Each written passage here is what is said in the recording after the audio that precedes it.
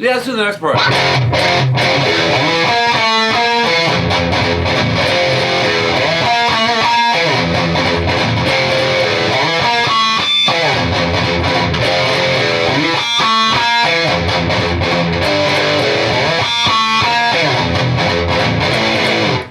What up, guys? Metallica with the shortest straw.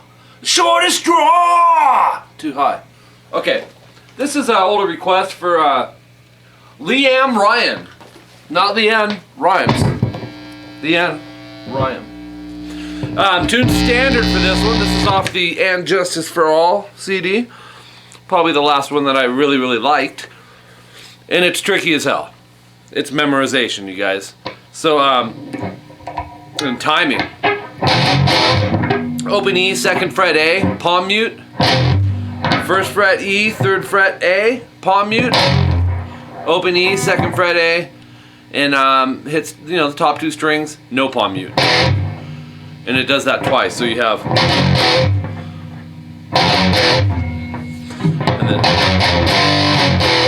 and then so this one goes, it starts the same way, but go back to the open E, 2nd fret A, but palm mute at this time, and then 3E, 5A. So that it's like, and then 1E, 3A, so palm mute that, and then open E, 2nd fret A. So,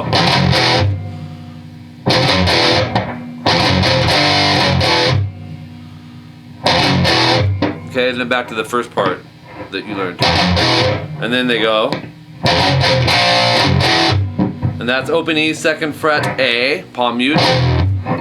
1E, 3A, palm mute. Open E, 2nd fret A, palm mute. 1A, 3D, no palm mute. So, let's see. I gotta remember these parts too, because they're tricky. Oops.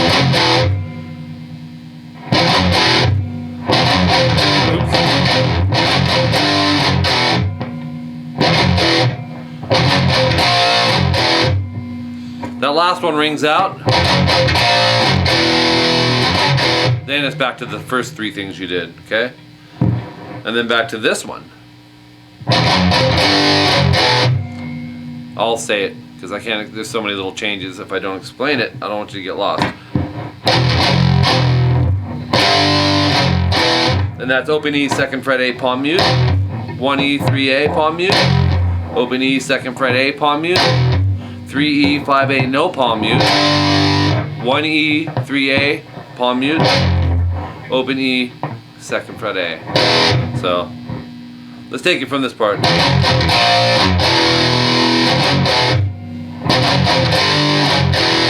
Then you go open E, 2nd fret A, 1st fret E, 3rd fret A, open E, 2nd fret A. And that's gonna go palm mute the first 2, okay? Oops. Then stay on that 2nd fret A, hit the open E and go palm mute, down, down, down, up, down. That in itself, you guys, is a good little exercise for the palm muting and getting used to mixing alternate picking in your rhythms. You could subgroup that into this.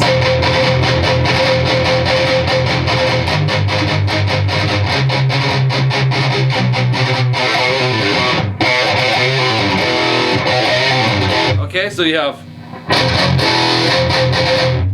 let me play this section so you can hear it in context. It's long though.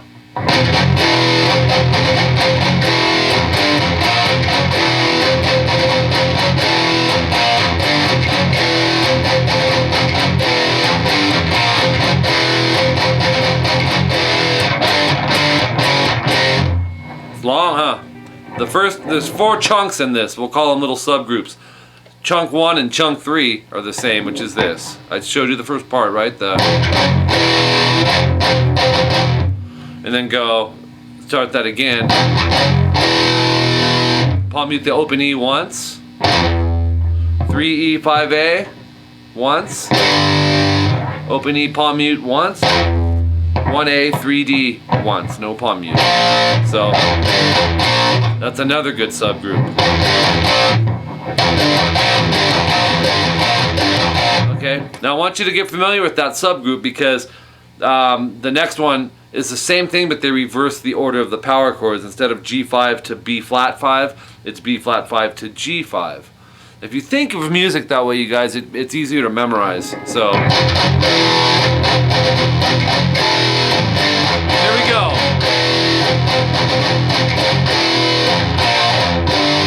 Okay, see what I did? So now you're halfway done with this section, and then you go back to the first one.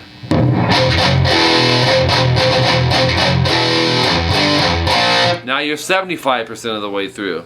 Think of subgroups. I can't emphasize that enough. And then you start the fourth one, but the ending's different. Oh wait, I gotta play it in context. I'll take it from the well, I'll just do all of them.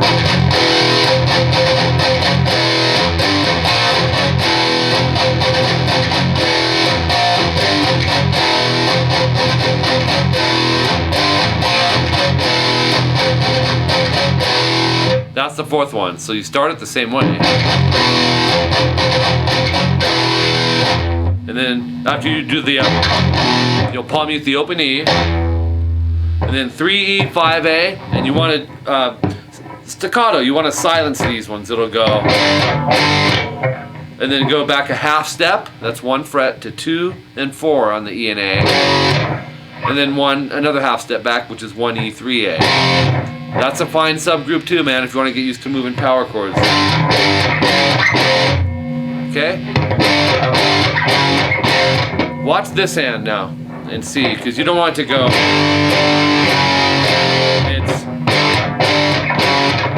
I'm landing that pick right back where I need to be and muting it. That's the key.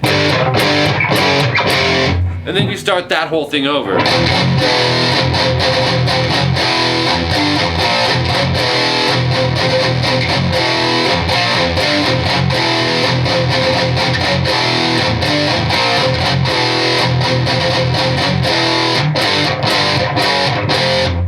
And then they start a third one. Like, geez, I gotta remember how it connects in.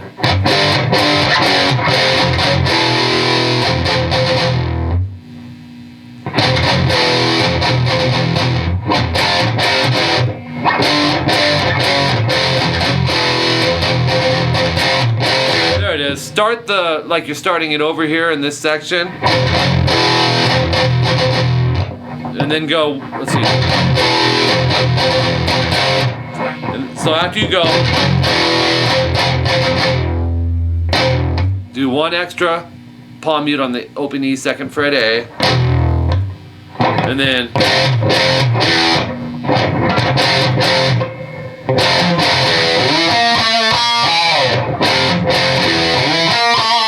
okay. So now we're going to move into this section, which will go. Where you start the slide isn't critical, as long as it's not like, because we need to get up to fret 7 on the A. You don't want to go. That's silly. You want to go for the effect of the slide. So I would start it from fret 2. You're already there anyways, or in that area.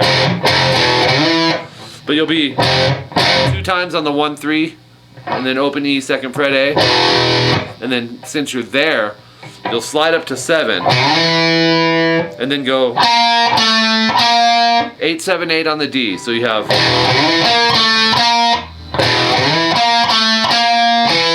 and then 7A, and then palm mute the open E and go down, down, down, up. So, and then you'll have a short pause, and then another up, down, or down, up, however you're feeling that. And then another open E palm mute. So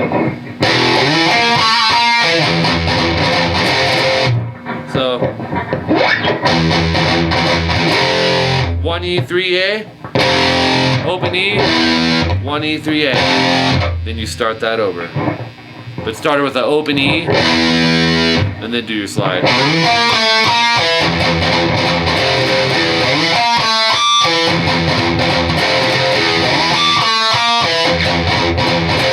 That's the third one, right? Here's the fourth one. You, instead of doing it here, you do it on the 3E 5A. So here's the fourth one.